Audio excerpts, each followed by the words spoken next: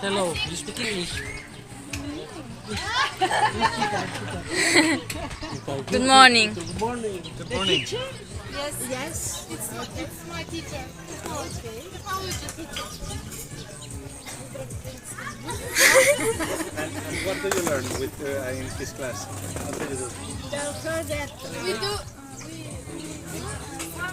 some things from technology. Thank you. Tell her that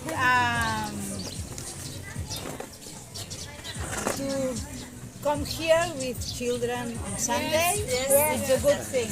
It's extra work. Extra work. Can you translate that she's very good teacher because she brings you here on weekend. Extra work for her. yes. Can you translate for her?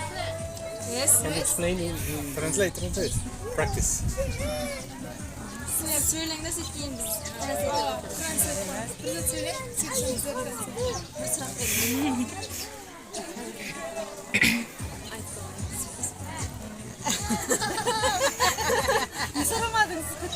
Tell us how is your city? How does your city look like? City is very magnificent and a beautiful city. How many people live? About 2 million people. 2,000. 2,000. Or 2 million. Kaç adam var? 2 million. 2 million. No, 2 million is too big. Tashkent, 2 million. Also 2 million. 2 million Yes. also? In the city. Okay. Nökis. Nökis Yes. is la capital it's the capital of Caracas.